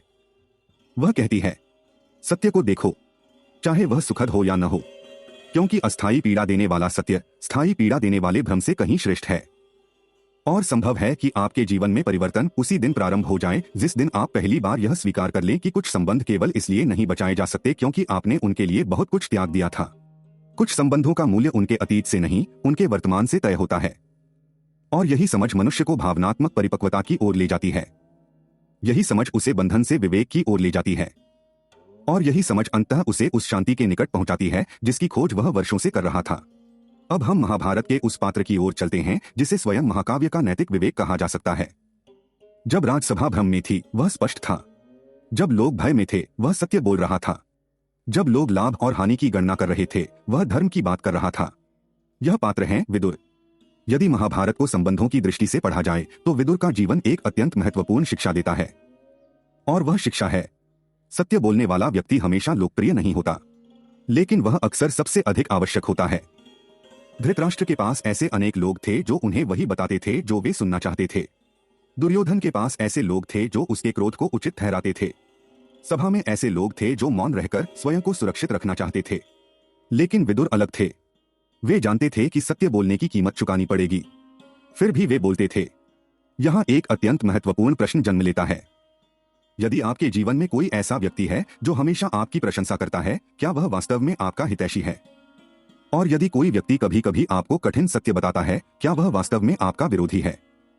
महाभारत का उत्तर अत्यंत रोचक है। कई बार जो व्यक्ति आपको सबसे अधिक असुविधाजनक सत्य बताता है, वही आपके विकास में सबसे अधिक योगदान देता है। और कई बार जो व्यक्ति आपको हर समय अच्छा महसूस कराता है, वही आपके पतन का कारण बन सकता है। यही कारण है कि विषैले संबंधों की पहचान केवल इस आधार पर नहीं की जा सकती कि कोई व्यक्ति आपको अच्छा महसूस कराता है या बुरा। वास्तविक प्रश्न यह है, क्या वह व्यक्ति आपको सत्य के निकट ले जा रहा है या भ्रम के? विदुर का जीवन हमें यह भी सिखाता है कि स्वस्थ संबंधों की एक महत्वपूर्ण पहचान है, उनमें ईमानदारी होती है। आज के समय में बहुत से लोग संघर्ष से बचना चाहते हैं। वे कठिन बातचीत से बचना चाहते हैं। वे स्पष्ट शब्दों से बचना चाहते हैं। वे हर कीमत पर शांति बनाए रखना चाहते हैं। लेकिन कई बार जो शांति दिखाई देती है, वह वास्तविक शांति नहीं होती। वह दबा हुआ संघर्ष होती है। वह अनकही पीड़ा होती है। वह वर्षों से जमा हुआ असंतोष होता है। महाभारत हमें दिखाती है कि जब सत्य को बहुत लंबे समय तक दबाया जाता है, तो उसका परिणाम और भी विनाशकारी हो सकता है। द्यूत सभा अचानक नहीं हुई थी। कुरुक्षेत्र अचानक नहीं हुआ था। विनाश अचानक नहीं आया था। वर्षों तक छोटे छोटे असत्य जमा होते रहे। वर्षों तक लोग मौन रहते रहे। वर्षों तक समस्याओं को अनदेखा किया जाता रहा और अंततः परिणाम सामने आया। यही बात संबंधों पर भी लागू होती है। यदि कोई बात आपको भीतर से चोट पहुंचा रही है, लेकिन आप उसे कभी व्यक्त नहीं करते। यदि कोई सीमा बार बार टूट रही है, लेकिन आप उसे स्पष्ट नहीं करते। यदि कोई व्यवहार आपको दुख दे रहा है, लेकिन आप उसे सामान्य बताते रहते हैं, तो समस्या समाप्त नहीं होती। वह केवल भीतर जमा होती रहती है और एक दिन वही पीड़ा विस्फोट बन सकती है। इसीलिए विदुर की शिक्षा केवल सत्य बोलने की नहीं है, वह समय रहते सत्य बोलने की शिक्षा है। अब एक क्षण के लिए सोचिए, क्या आपके जीवन में कोई ऐसा संबंध है जहां आप लगातार स्वयं को रोकते रहते हैं, जहां आप अपनी वास्तविक भावनाएं व्यक्त नहीं कर पाते, जहां आपको लगता है कि यदि आपने सच बोल दिया तो संबंध टूट जाएगा? यदि ऐसा है तो यह गंभीर विचार का विषय है, क्योंकि स्वस्थ संबंध सत्य को सहन कर सकते हैं।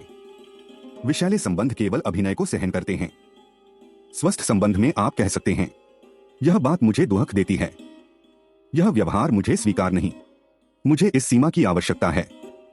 और यदि दूसरा व्यक्ति वास्तव में संबंध को महत्व देता है, तो वह कम से कम सुनने का प्रयास करेगा। लेकिन यदि हर बार आपकी भावनाओं का उपहास किया जाता है, यदि हर बार आपकी बात को तुच्छ बताया जाता है, यदि हर बार आपको ही दोषी ठहराया जाता है, तो यह केवल मतभेद नहीं हो सकता, यह संबंध की संरचना में मौजूद समस्या का संकेत भी हो सकता है। विदुर का जीवन एक और शिक्षा देता है। उन्होंने सत्य कहा, लेकिन उन्होंने कटुता को अपना स्वभाव नहीं बनाया। उन्होंने धर्म का समर्थन किया, लेकिन घृणा का नहीं। यह संतुलन अत्यंत दुर्लभ है।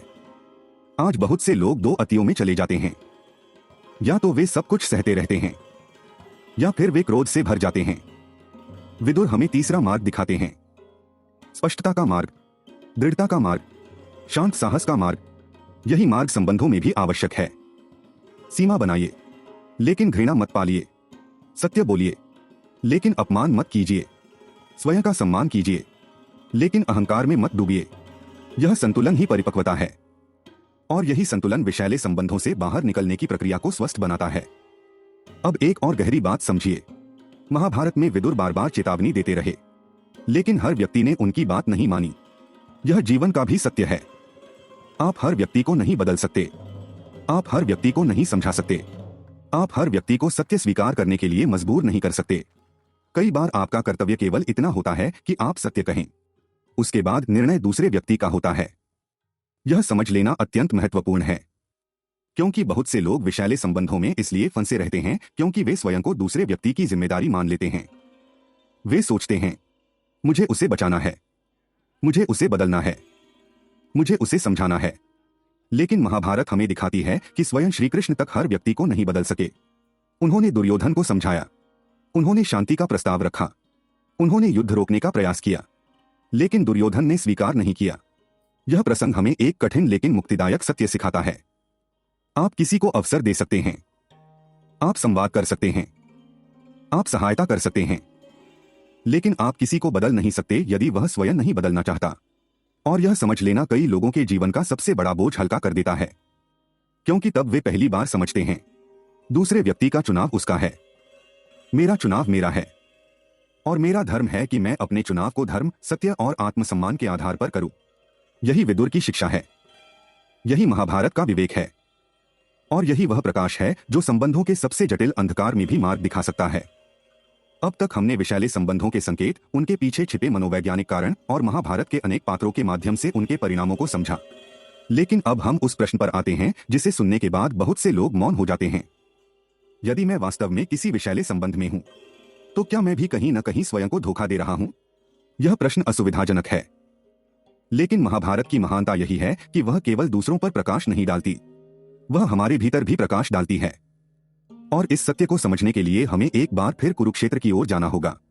युद्ध आरंभ होने वाला है, दोनों सेनाएं आमने सामने खड़ी हैं, शंख बज चुके हैं, निर्णायक क्षण आ चुका है, और तभी अर्जुन का मन डगमगा जाता है। वह अपने धनुष को नीचे रख देता है, वह युद्ध करने से इनकार कर देता है। अब एक बात पर ध्यान दीजिए, अर्जुन कायर नहीं था, वह अज्ञानी नहीं था, वह दुर्बल भी नहीं था। फिर समस्या क्या थी? समस्या थी मोह। वह अपने सामने खड़े लोगों को केवल उनके वर्तमान कर्मों से नहीं देख पा रहा था, वह उन्हें अपने संबंधों की दृष्टि से देख रहा था। उसे गुरु दिखाई दे रहे थे, उसे पितामह दिखाई दे रहे थे, उसे बंधु बांधव दिखाई दे रहे थे, और यह स्वाभाविक था। लेकिन श्री कृष्ण उसे एक गहरी शिक्षा देते हैं। वे उसे यह नहीं कहते कि संबंध महत्वहीन हैं, वे यह भी नहीं कहते कि प्रेम छोड़ दो, वे केवल इतना कहते हैं, सत्य को संबंधों के पीछे मत खो दो। यही शिक्षा आज भी उतनी ही महत्वपूर्ण है। बहुत से लोग वर्षों तक किसी संबंध की वास्तविकता नहीं देख पाते, क्योंकि वे वर्तमान को नहीं देखते, वे केवल पुराने संबंध को देखते हैं। वे कहते हैं, वह मेरा परिवार है, वह मेरा मित्र है, वह मेरा जीवन साथी है, वह वर्षों से मेरे साथ है। लेकिन प्रश्न यह नहीं है कि वह कौन है, प्रश्न यह है कि वह क्या कर रहा है। यही अंतर अर्जुन को समझना था, और यही अंतर हमें भी समझना है। महाभारत का धर्म संबंधों का विरोध नहीं करता, वह अंधे संबंधों का विरोध करता है। वह कहता है, प्रेम करो, सम्मान करो, निष्ठा रखो, लेकिन सत्य को मत खो। यदि कोई व्यक्ति आपके जीवन में अत्यंत निकट है तो इसका अर्थ यह नहीं कि उसका हर व्यवहार उचित है। यदि कोई व्यक्ति आपके लिए महत्वपूर्ण है तो इसका अर्थ यह नहीं कि उसे आपकी सीमाएं तोड़ने का अधिकार मिल जाता है। यदि कोई व्यक्ति आपके अतीत का हिस्सा है तो इसका अर्थ यह नहीं कि उसे आपके भविष्य पर अधिकार मिल जाता है। यह शिक्षा जितनी सरल लगती है उतनी ही कठिन है, क्योंकि मनुष्य संबंधों को खोने से डरता है, और कई बार वह सत्य को खो देना स्वीकार कर लेता है, लेकिन संबंध को नहीं। यहीं से पीड़ा आरंभ होती है। अब एक और महत्वपूर्ण बात समझिए, विषैले संबंधों का सबसे बड़ा प्रभाव क्या होता है? वे केवल आपको दुख नहीं देते, वे आपकी पहचान बदलने लगते हैं। धीरे धीरे आप वह व्यक्ति नहीं रहते जो कभी थे। आप अधिक चुप हो जाते हैं, आप अधिक भयभीत हो जाते हैं, आप अधिक असुरक्षित हो जाते हैं, आप अपनी ही भावनाओं पर संदेह करने लगते हैं, आप अपनी ही बुद्धि पर प्रश्न करने लगते हैं। और एक दिन ऐसा आता है जब आपको स्वयं को याद करना पड़ता है। आप सोचते हैं, मैं पहले ऐसा नहीं था, मैं पहले इतना भयभीत नहीं था, मैं पहले इतना उदास नहीं था, मैं पहले इतना असहाय नहीं था। यही वह क्षण है जहां जागृति प्रारंभ हो सकती है, क्योंकि जब व्यक्ति यह पहचान लेता है कि वह स्वयं से दूर हो गया है, तब वह वापस लौटने की यात्रा भी शुरू कर सकता है। महाभारत में अर्जुन की यात्रा भी यही है। श्री कृष्ण उसे कोई नई आत्मा नहीं देते, वे उसे कोई नई शक्ति नहीं देते, वे केवल उसे उसका वास्तविक स्वरूप याद दिलाते हैं। और यही कारण है कि गीता का संवाद इतना महान है। वह किसी को बदलता नहीं, वह उसे स्वयं से पुनः जोड़ता है। यदि आप किसी विषैले संबंध से संघर्ष कर रहे हैं तो संभव है कि आपको भी सबसे पहले यही करना होगा, स्वयं से पुनः जुड़ना, अपने मन की आवाज सुनना, अपने अनुभवों का सम्मान करना, अपने दुख को स्वीकार करना, अपनी सीमाओं को पहचानना, और सबसे महत्वपूर्ण, अपने मूल्य को याद करना। क्योंकि जो व्यक्ति अपने मूल्य को भूल जाता है वह दूसरों को उसे परिभाषित करने की अनुमति दे देता है, और जो व्यक्ति अपने मूल्य को पहचान लेता है उसे नियंत्रित करना कठिन हो जाता है। यही कारण है कि विषैले संबंध अक्सर आत्मसम्मान को लक्ष्य बनाते हैं। वे चाहते हैं कि आप स्वयं पर संदेह करें, वे चाहते हैं कि आप अपनी शक्ति भूल जाएं। वे चाहते हैं कि आप अपने निर्णयों पर भरोसा करना छोड़ दें। लेकिन महाभारत का संदेश इसके ठीक विपरीत है।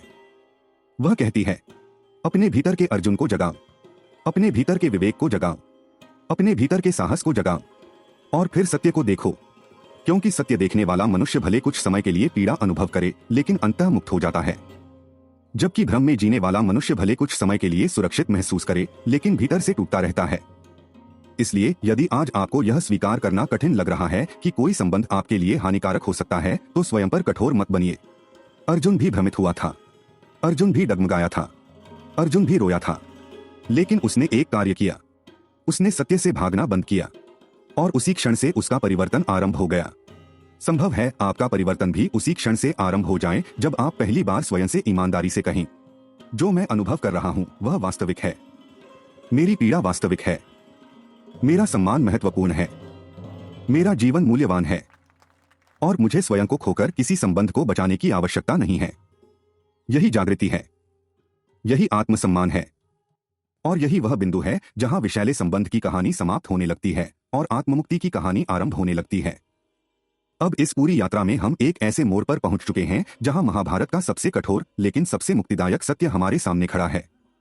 यह सत्य इतना सरल है कि सुनते ही समझ में आ जाता है, लेकिन इतना कठिन है कि बहुत से लोग इसे जीवन भर स्वीकार नहीं कर पाते। सत्य यह है, हर व्यक्ति को बचाया नहीं जा सकता। इस वाक्य को सुनकर कुछ लोगों को असहजता हो सकती है, क्योंकि हम में से अधिकांश को बचपन से यह सिखाया जाता है कि यदि हम पर्याप्त प्रेम करेंगे तो सामने वाला बदल जाएगा, यदि हम पर्याप्त धैर्य रखेंगे तो सामने वाला सुधर जाएगा, यदि हम पर्याप्त त्याग करेंगे तो एक दिन सब ठीक हो जाएगा। लेकिन महाभारत हमें बार बार दिखाती है कि यह हमेशा सत्य नहीं होता और इस शिक्षा को समझने के लिए हमें स्वयं श्री कृष्ण के प्रयासों की ओर देखना होगा। युद्ध आरंभ होने से पहले श्री कृष्ण ने क्या किया? क्या उन्होंने तुरंत युद्ध का समर्थन किया? नहीं, उन्होंने शांति का प्रयास किया, उन्होंने संवाद का प्रयास किया, उन्होंने समझाने का प्रयास किया, उन्होंने दुर्योधन को अवसर दिया, उन्होंने धृतराष्ट्र को अवसर दिया, उन्होंने सभा को अवसर दिया, यहां तक कि उन्होंने अत्यंत विनम्र प्रस्ताव रखा, पांडवों को केवल 5 ग्राम दे दिए जाएं, संपूर्ण राज्य नहीं, केवल 5 ग्राम। लेकिन दुर्योधन ने क्या उत्तर दिया? महाभारत के उद्योग पर्व में वर्णित है कि उसने कहा, वह सुई की नोक के बराबर भूमि भी देने को तैयार नहीं है। यही एक अत्यंत महत्वपूर्ण शिक्षा छिपी है। श्री कृष्ण ने अपना कर्तव्य किया, उन्होंने समझाया, उन्होंने अवसर दिया, उन्होंने शांति का मार्ग प्रस्तुत किया, लेकिन वे किसी को विवेक के लिए बाध्य नहीं कर सके, क्योंकि विवेक थोपे जाने वाली वस्तु नहीं है, वह भीतर से उत्पन्न होने वाला निर्णय है। अब अपने जीवन की ओर लौटिए। क्या आपके जीवन में कोई ऐसा व्यक्ति है जिसे आप वर्षों से समझाने का प्रयास कर रहे हैं? क्या आपने बार बार अपनी बात कही है? क्या आपने धैर्य रखा है? क्या आपने अवसर दिए हैं? क्या आपने क्षमा की है? क्या आपने संवाद किया है? यदि हाँ, तो एक और प्रश्न पूछिए, क्या सामने वाले ने भी कभी वास्तविक प्रयास किया? क्योंकि संबंध 2 लोगों से बनता है। एक व्यक्ति पूरी नाव नहीं चला सकता, एक व्यक्ति पूरी इमारत नहीं उठा सकता, एक व्यक्ति अकेले संबंध को स्वस्थ नहीं बना सकता, और यह स्वीकार करना कमजोरी नहीं है, यह वास्तविकता है। महाभारत का एक बड़ा संदेश यह है कि करुणा और आत्मविनाश अलग अलग बातें हैं। आज बहुत से लोग इन दोनों को एक समझ लेते हैं। वे सोचते हैं, यदि मैं दूरी बनाऊंगा तो मैं कठोर हो जाऊंगा, यदि मैं सीमा बनाऊंगा तो मैं स्वार्थी हो जाऊंगा, यदि मैं स्वयं को बचाऊंगा तो मैं प्रेमहीन हो जाऊंगा। लेकिन क्या श्री कृष्ण प्रेमहीन थे जब उन्होंने युद्ध का समर्थन किया? नहीं, उन्होंने युद्ध इसलिए नहीं चुना क्योंकि उन्हें संघर्ष प्रिय था। उन्होंने युद्ध इसलिए स्वीकार किया क्योंकि शांति के सभी उचित प्रयास अस्वीकार कर दिए गए थे। यही अंतर समझना आवश्यक है। सीमा बनाना घृणा नहीं है, दूरी बनाना क्रूरता नहीं है, स्वयं की रक्षा करना स्वार्थ नहीं है। यदि कोई व्यक्ति बार बार आपके सम्मान को तोड़ रहा है, यदि वह आपकी करुणा का दुरुपयोग कर रहा है, यदि वह आपके धैर्य को कमजोरी समझ रहा है, यदि वह आपके प्रेम को नियंत्रण का साधन बना रहा है, तो संभव है कि आपको एक कठिन निर्णय लेना पड़े। और यही वह स्थान है जहां अधिकांश लोग रुक जाते हैं। क्यों? क्योंकि निर्णय का अर्थ है शोक, निर्णय का अर्थ है किसी कल्पना को छोड़ना, निर्णय का अर्थ है उस भविष्य को छोड़ना जिसकी आपने कभी आशा की थी। यही कारण है कि विषैले संबंध से बाहर निकलना केवल संबंध छोड़ना नहीं होता, वह शोक की प्रक्रिया भी होती है। आप केवल व्यक्ति को नहीं छोड़ते, आप उन सपनों को भी छोड़ते हैं जो आपने उसके साथ देखे थे, आप उन कल्पनाओं को भी छोड़ते हैं जो आपने बनाई थीं। आप उस भविष्य को भी छोड़ते हैं जिसकी आपने उम्मीद की थी, और यही कारण है कि यह प्रक्रिया दर्द देती है। महाभारत इस पीड़ा से मुंह नहीं मोड़ती। कुरुक्षेत्र के बाद पांडव उत्सव नहीं मना रहे थे, वे शोक कर रहे थे। उन्होंने धर्म का चयन किया था, लेकिन धर्म का चयन भी कभी कभी पीड़ारहित नहीं होता। यह अत्यंत महत्वपूर्ण शिक्षा है, क्योंकि बहुत से लोग सोचते हैं कि यदि कोई निर्णय सही होगा तो वह आसान भी होगा, लेकिन जीवन हमेशा ऐसा नहीं होता। कई बार सही निर्णय कठिन होता है, और कई बार कठिन निर्णय ही मुक्ति का मार्ग बनता है। अब एक क्षण के लिए अपने जीवन की ओर देखिए। क्या कोई ऐसा सत्य है जिससे आप लंबे समय से बच रहे हैं? क्या कोई ऐसा निर्णय है जिसे आप जानते हैं कि एक दिन लेना पड़ेगा? क्या कोई ऐसी सीमा है जिसे आपको बहुत पहले बना लेना चाहिए था? यदि हाँ, तो स्वयं को दोष मत दीजिए। मनुष्य होने का अर्थ ही है संघर्ष करना। अर्जुन ने भी संघर्ष किया, युधिष्ठिर ने भी संघर्ष किया, भीष्म ने भी संघर्ष किया, कर्ण ने भी संघर्ष किया।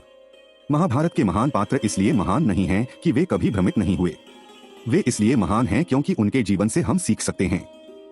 और यदि उनकी कथाएं हमें अधिक सत्यनिष्ठ, अधिक विवेकशील और अधिक साहसी बना दें, तो वही उनकी सबसे बड़ी विरासत है। अब इस पूरी कथा में एक अंतिम गहरा प्रश्न बचता है। यदि किसी विषैले संबंध से बाहर निकलना आवश्यक हो जाए, तो उसके बाद क्या? क्या जीवन में फिर से विश्वास संभव है? क्या फिर से स्वस्थ संबंध बन सकते हैं? क्या टूटे हुए आत्मविश्वास को फिर से पाया जा सकता है? क्या हृदय फिर से शांत हो सकता है? महाभारत का उत्तर आश्चर्यजनक रूप से सुंदर है, और यही उत्तर इस पूरी यात्रा का सबसे आशावान भाग है। क्योंकि महाभारत केवल यह नहीं बताती कि क्या छोड़ना है, वह यह भी सिखाती है कि उसके बाद क्या बनाना है। और यही वह शिक्षा है जिस पर हम आगे चलेंगे, क्योंकि मुक्ति केवल बंधन तोड़ने से नहीं आती। मुक्ति तब पूर्ण होती है जब मनुष्य अपने भीतर नया जीवन निर्माण करना सीख लेता है। और अब हम उस स्थान पर पहुंच गए हैं जहां अधिकांश कथाएं समाप्त हो जाती हैं, लेकिन महाभारत नहीं, क्योंकि महाभारत केवल संघर्ष की कथा नहीं है, वह पुनर्निर्माण की भी कथा है। वह केवल यह नहीं बताती कि मनुष्य कैसे टूटता है, वह यह भी दिखाती है कि मनुष्य कैसे फिर से खड़ा होता है। और यदि आपने कभी किसी विषैले संबंध का अनुभव किया है, तो यह भाग आपके लिए सबसे महत्वपूर्ण हो सकता है, क्योंकि किसी विषैले संबंध से बाहर निकलना अंत नहीं होता, वह एक नए जीवन की शुरुआत होती है। लेकिन समस्या यह है कि बहुत से लोग बाहर तो निकल आते हैं, पर भीतर से मुक्त नहीं हो पाते। संबंध समाप्त हो जाता है, लेकिन उसके शब्द जीवित रहते हैं, उसका प्रभाव जीवित रहता है, उसकी आलोचनाएं जीवित रहती हैं, उसके द्वारा बोए गए संदेह जीवित रहते हैं। और यही कारण है कि वास्तविक मुक्ति केवल बाहरी दूरी से नहीं आती, वह भीतर की चिकित्सा से आती है। महाभारत में युद्ध समाप्त होने के बाद क्या हुआ? क्या सब कुछ तुरंत सामान्य हो गया? नहीं, युद्ध समाप्त हुआ था, लेकिन घाव शेष थे। राज्य मिल गया था, लेकिन स्मृतियां शेष थीं। विजय मिल गई थी, लेकिन शोक शेष था। यही जीवन का भी सत्य है।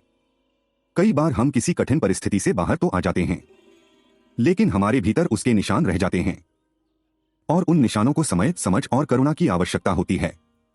महाभारत हमें इस प्रक्रिया से भागना नहीं सिखाती, वह उसे स्वीकार करना सिखाती है।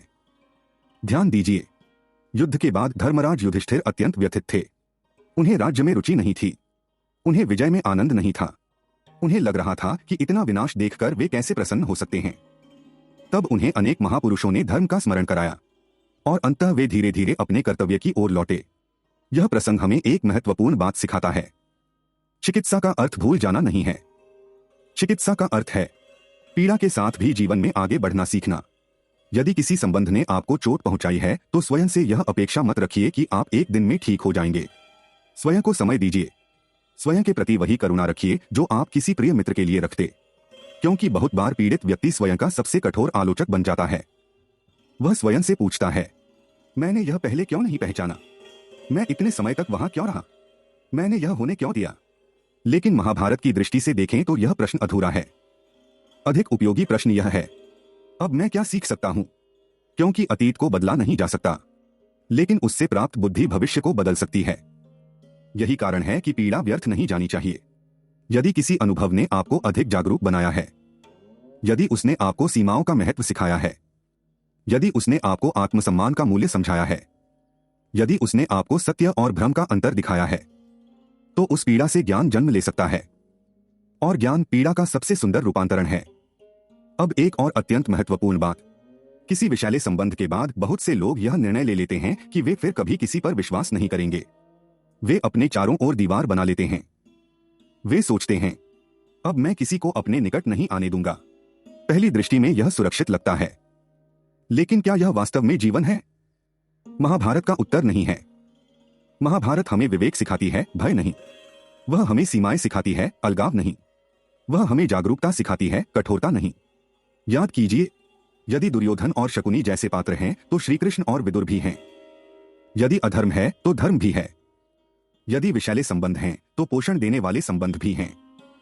यदि विश्वासघात है तो निष्ठा भी है। यदि अंधकार है तो प्रकाश भी है। यही महाभारत का संतुलन है, और यही जीवन का संतुलन भी है। इसलिए किसी एक व्यक्ति की भूल के कारण संपूर्ण मानवता पर अविश्वास मत कीजिए। किसी एक संबंध की विफलता के कारण प्रेम को दोष मत दीजिए। किसी एक धोखे के कारण विश्वास को त्याग मत दीजिए, बल्कि उस अनुभव को शिक्षक बनाइए, उसे कारागार मत बनाइए। अब प्रश्न आता है, स्वस्थ संबंध की पहचान क्या है? महाभारत के पात्रों को देखें तो कुछ संकेत स्पष्ट दिखाई देते हैं। स्वस्थ संबंध में सम्मान होता है। स्वस्थ संबंध में सत्य बोलने की स्वतंत्रता होती है। स्वस्थ संबंध में भय नहीं होता। स्वस्थ संबंध में विकास होता है।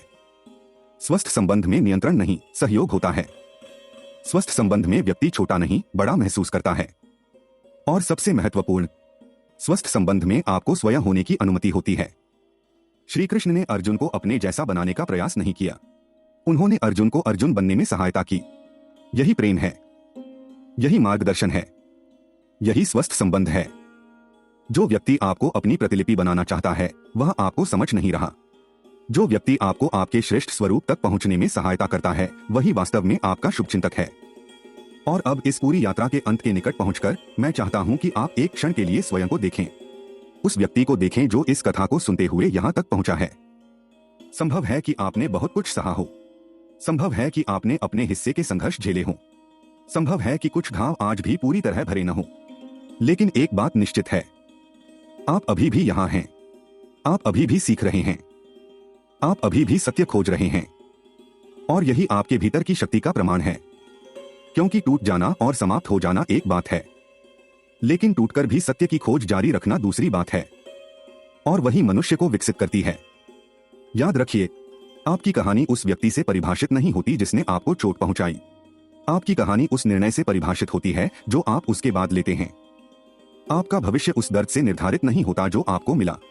वह उस विवेक से निर्धारित होता है जिसे आप उस दर्द से जन्म देते हैं। और यही वह बिंदु है जहां महाभारत की शिक्षा केवल कथा नहीं रह जाती, वह जीवन बन जाती है। वह निर्णय बन जाती है। वह चेतना बन जाती है। और वह धीरे धीरे आपके भीतर एक ऐसी शक्ति जगाती है जो कहती है, मैं अतीत का बंदी नहीं हूं। मैं अपने घावों से बड़ा हूं। मैं अपने भय से बड़ा हूं। मैं अपने अनुभवों से सीख सकता हूं। मैं फिर से विश्वास कर सकता हूं। मैं फिर से प्रेम कर सकता हूं। मैं फिर से शांति पा सकता हूं। और सबसे महत्वपूर्ण, मैं फिर से स्वयं बन सकता हूं। यही पुनर्निर्माण है। यही उपचार है। और यही वह स्थान है जहां विषैले संबंध की छाया समाप्त होने लगती है और आत्ममुक्ति का सूर्य उदय होने लगता है।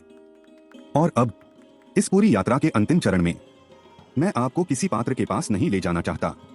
न द्रौपदी के पास, न विदुर के पास, न भीष्म के पास, न कर्ण के पास, न ही अर्जुन के पास। अब मैं आपको आपके अपने भीतर ले जाना चाहता हूं। क्योंकि महाभारत की सबसे बड़ी विशेषता यही है। जितना अधिक हम उसे पढ़ते हैं उतना अधिक हमें यह अनुभव होता है कि उसके पात्र बाहर नहीं हैं, वे हमारे भीतर हैं। हमारे भीतर भी एक अर्जुन है जो भ्रमित हो जाता है। हमारे भीतर भी एक दुर्योधन है जो कभी कभी अहंकार में आ जाता है। हमारे भीतर भी एक कर्ण है जो स्वीकृति चाहता है। हमारे भीतर भी एक भीष्म है जो पुरानी प्रतिज्ञाओं में बंधा रहता है। हमारे भीतर भी एक विदुर है जो सत्य जानता है। और हमारे भीतर भी एक श्री कृष्ण है जो धीरे धीरे हमें सत्य की ओर बुलाते रहते हैं। इसीलिए महाभारत केवल इतिहास नहीं है, वह मनुष्य के अंतर्मन का मानचित्र है। और यदि आपने इस पूरी कथा को ध्यान से सुना है तो संभव है कि अब आपको यह समझ आने लगा हो कि विषैला संबंध केवल किसी दूसरे व्यक्ति की समस्या नहीं है, वह एक निमंत्रण भी है। एक कठिन निमंत्रण, एक पीड़ादायक निमंत्रण, लेकिन फिर भी एक निमंत्रण, स्वयं को जानने का निमंत्रण। क्योंकि हर घाव एक प्रश्न पूछता है, और वह प्रश्न यह नहीं होता, उसने मेरे साथ ऐसा क्यों किया। वह प्रश्न अक्सर यह होता है, मैंने स्वयं को इतना कम क्यों समझा कि यह सब सहता रहा।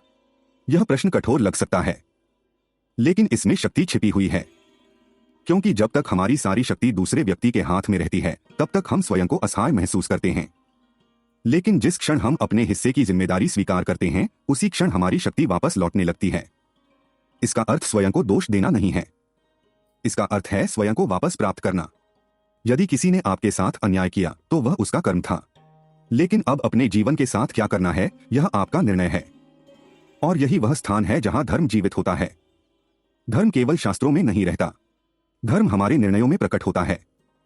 जब हम सत्य को चुनते हैं, जब हम आत्मसम्मान को चुनते हैं, जब हम भय के स्थान पर विवेक को चुनते हैं, तब धर्म हमारे भीतर जीवित हो उठता है। महाभारत का एक अत्यंत गहरा संदेश यह है कि जीवन का उद्देश्य केवल दुख से बचना नहीं है, जीवन का उद्देश्य चेतना का विकास है। यदि कोई कठिन अनुभव आपको अधिक जागरूक बना दे, यदि कोई पीड़ा आपको अधिक करुणामय बना दे, यदि कोई संबंध आपको आत्मसम्मान का महत्व सिखा दे, तो उस अनुभव से केवल दुख नहीं जन्मा, उससे ज्ञान भी जन्मा, और ज्ञान से बड़ी संपत्ति कोई नहीं। यही कारण है कि महाभारत के पात्र केवल सफल या असफल नहीं हैं, वे शिक्षक हैं। भीष्म हमें बताते हैं कि प्रतिज्ञा भी विवेक से बड़ी नहीं होनी चाहिए। कर्ण हमें बताते हैं कि कृतज्ञता धर्म से ऊपर नहीं हो सकती। धृतराष्ट्र हमें बताते हैं कि मोह दृष्टि को अंधा कर सकता है। दुर्योधन हमें बताता है कि ईर्ष्या मनुष्य को स्वयं का शत्रु बना देती है। विदुर हमें बताते हैं कि सत्य कभी कभी अकेला खड़ा रहता है। द्रौपदी हमें बताती हैं कि आत्मसम्मान की रक्षा धर्म का भाग है। अर्जुन हमें बताते हैं कि भ्रमित होना कमजोरी नहीं है। और श्री कृष्ण हमें बताते हैं कि सत्य हमेशा उपलब्ध है यदि हम उसे सुनने को तैयार हों। अब कल्पना कीजिए कि वर्षों बाद आप अपने जीवन की ओर पीछे मुड़कर देख रहे हैं। आप इस कठिन समय को याद कर रहे हैं, आप इस संघर्ष को याद कर रहे हैं, आप इस पीड़ा को याद कर रहे हैं। उस समय आप क्या महसूस करना चाहेंगे? क्या आप यह महसूस करना चाहेंगे कि आपने केवल सहा, या यह कि आपने सीखा? क्या आप यह महसूस करना चाहेंगे कि आप टूट गए, या यह कि आप विकसित हुए? क्या आप यह महसूस करना चाहेंगे कि किसी और ने आपकी कहानी लिखी, या यह कि आपने स्वयं अपनी दिशा चुनी?